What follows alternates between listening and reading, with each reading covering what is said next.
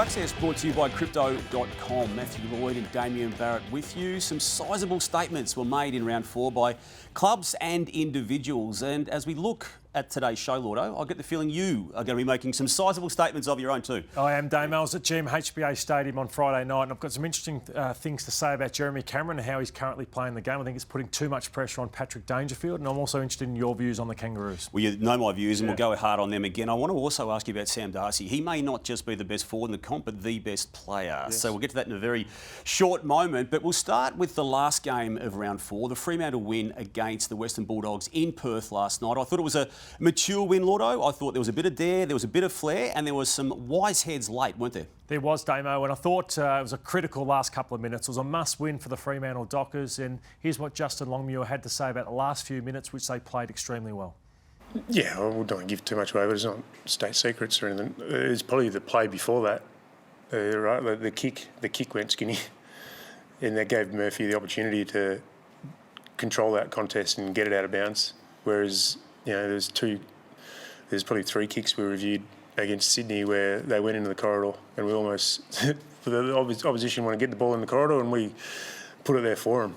So today we were able to keep the game skinnier. So that might not make a lot of sense to people at home around what skinny means and open means, but he's talking skinny a lot. So what he wanted to do was keep the ball boundary side. So he didn't want, the last thing he wanted was that ball to be out in the open space. So they do lose because Voss is in the ruck. Jackson was out with a hammy in that game. Which was meritorious in itself for the way they covered him for the last quarter. So their job now is, for this last period of the play, so 100 seconds left, is to keep it in tight, not let the ball bobble into the corridor. So again, lose another 10 seconds, that ball going out to the boundary line. So Sarong wins the ball. The last thing he wants that ball to do is go corridor. He wants it staying skinny, which is what Justin Longmuir... But he also can't let it go out of bounds with insufficient intent. That's right. So they're really smart with the way they just let the ball get out of bounds. Again, a skinny kick, so you can't have that ball go corridor. Murphy Reid was outstanding. So too was Jai Amos. Jai Amos. Yeah. So again, look at the work rate. So those guys were all back in the back half of the ground, congesting the play. Now they've had to surge forward against numbers. There's 2 major efforts there by Reid. It's huge. Get it out of bounds. First-year player, game number 4. Absolutely. Then watch him here. A throw-in, and there's a block. There was a Jager O'Meara check and a block. Patrick Voss, who's the ruckman who was up against Tim English only moments ago in defence, gets it out to Murphy Reid. So some outstanding efforts, and that is trained really, really well. They would do scenario-based when you need to score a goal or you need to try and save a goal day in and day out, and they got the result yesterday. Yeah. Look, they've got a couple of key forwards, Lordo, that are really emerging, aren't they? Jai Amos, who we just spoke about, and Josh Tracy. But I feel that what Sam Darcy did in the same game, if it wasn't best on ground, Caleb Sarong was, but to kick 5 goals, to get 21 touches, and to have the control of proceedings for a man in his 4th year only, and who has only got 32 matches to his name. We're going to compare him right now with Jesse Hogan. He's the incumbent All-Australian full forward. He is the reigning Coleman medalist. I think he's there, Lordo. In fact, I don't think he's just there as the best forward in the comp, but I think you can now mount the case he's the best player in the comp. Yeah, I'm not ready to go there yet, but you might just be ahead of your time here with what you're saying about Sam Darcy. 21 disposals, 11 marks, 5 goals. Jesse Hogan couldn't have done any more. He can't help the opposition he plays, but it was against the West Coast Eagles, and it was against the first game player where he kicked 9 goals. Whereas Darcy, that is probably the best performance of the round, where you have 21 disposals, 5 goals and 11 marks in a losing side. So, yeah, he's a rare player that we've... Take us through what he did yesterday, Lordo, because, I mean, he's now got a body of work that is now 4 seasons old, and what he's done in the 4 matches this year, the 12 goals, but he's got an edge to him. He wants to hurt within the rules. He's got an ability to stand up in every key moment. Look how quick he just gets rid of that ball with his hands for someone who's nearly 7 foot. Yeah, scary how good he is below his knees. And Alex Pearce... Look at this, there's 36 players around this ball. Pearce had 3 goals kicked on him for the season, and he's kicked 4 goals on him in the space of no time, and they had to make a change on him. And then here's the man he's coming for. Yeah, and his contested marking is off the charts. Like, he's the best contested mark in the game. Darcy might not be far behind in that, but clunks like this is what makes him a special player, and he's been the best forward for the last 18 months in the game. So I like where you're heading in this because, as you said, Darcy could be not just the best player in the game, but a player that we talk about. Geez, will we ever see another Darcy? That's how good he's tracking. Yeah. AFL.com.au will have its freshened list of the 25, Lordo. I expect him to be up in the top 3 or 4 already when that is released later this week. Now, coach speak today, Lordo. It's Ken Hinkley, coach of Port Adelaide, now have lost 3 matches, the most recent one against St Kilda. They fought hard late, but the damage was done early, according to Ken. First quarter. Yeah, first quarter. I mean, we gave them too much power around the ball. We gave them too many opportunities to score. They were good enough to score.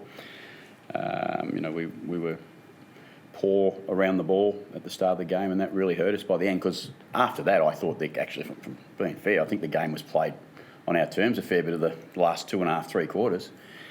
And then when it got really, really tight, just a couple of critical mistakes really hurt us. And that's what happens when you chase all day. If you make a couple of fundamental mistakes, you're going to pay an ultimate price, and we have to wear the hat of loser.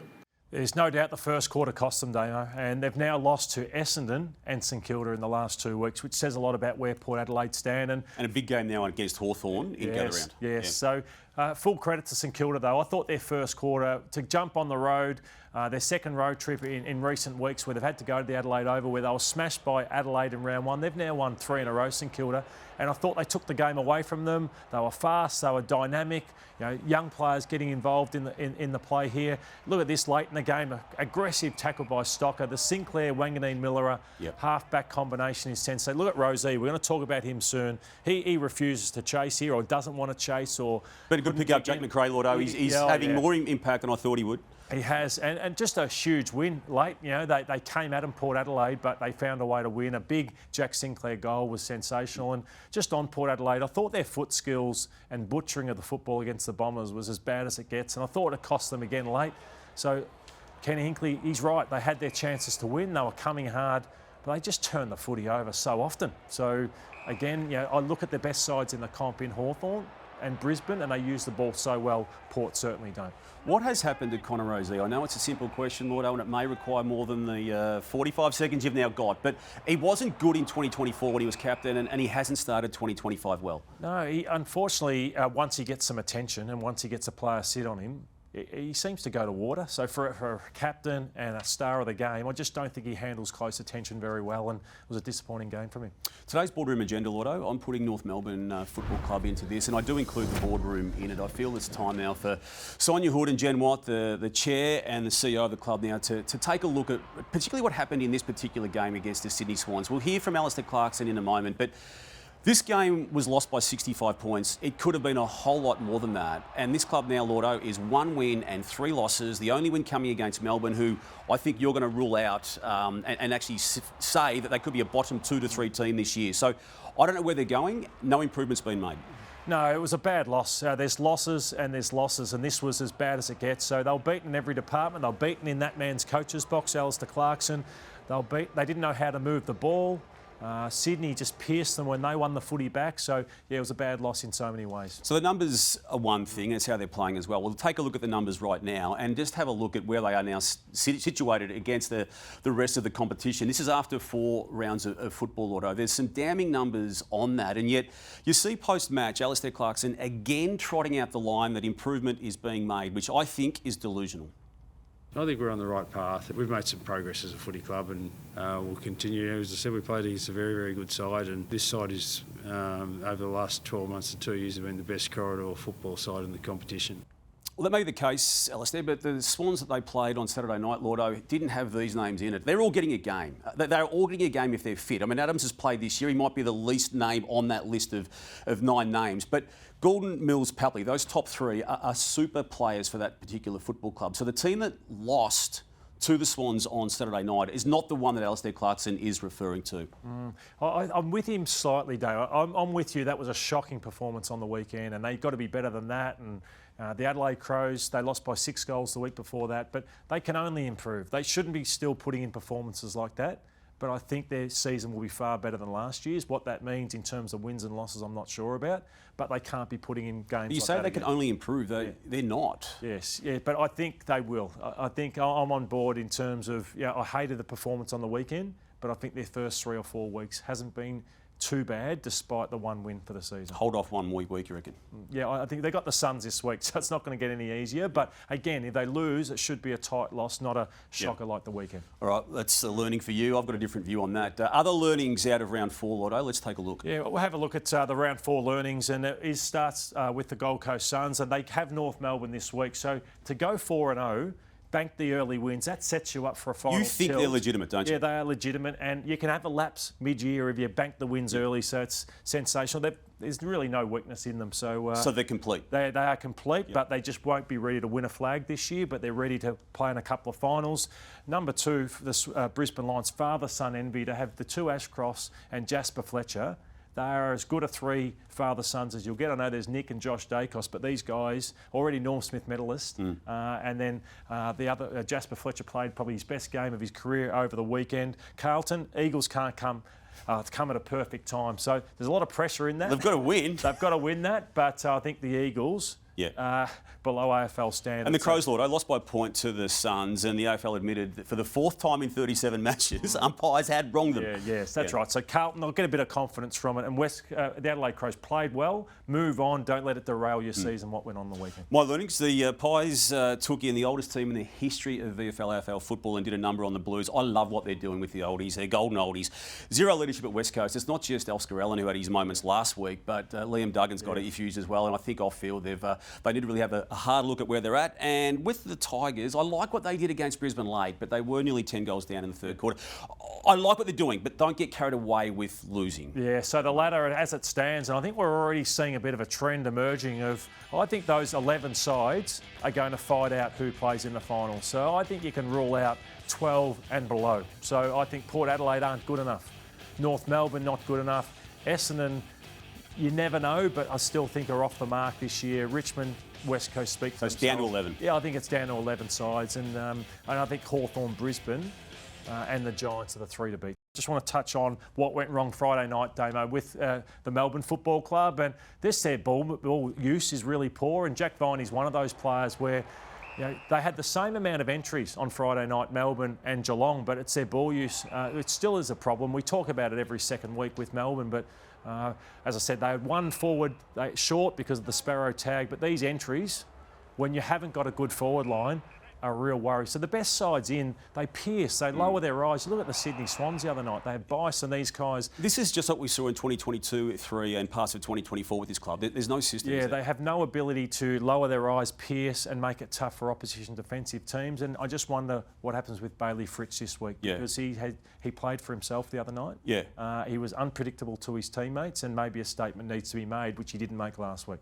And there's problems off-field too. There's no CEO, there's no permanent chair, there is no direction of that footy club. Now, the Giants, Lordo, sitting 4th on the ladder, only beat West Coast, but you liked what you saw with the ball movement. Yeah, I think it's one of the scariest patterns in football, where when they get it off half-back, I know everyone's spoken about this for years, but it's one of the joys in football to watch and what they do, and this can stack up against any side in the competition. Yes, they lowered their colours against Hawthorn, but they were in shocking conditions in Tasmania. So, yeah, I don't think they lack for too much, this Giants side. I did question their depth a week ago. I'll watch this space on that across the course of the year. But, yeah, they were playing witches' hats for a lot of the game, but I love the way they play the game under Adam Kingsley. And when things aren't working for some clubs, as you've already pointed out with Melbourne, for instance, Lordo, the work rate should be unquestioned, and it's certainly not an issue with the Giants, is it? Particularly with Darcy Jones. I think I love small forwards in the game because it's a tough role, but they have to get up high to help defence and then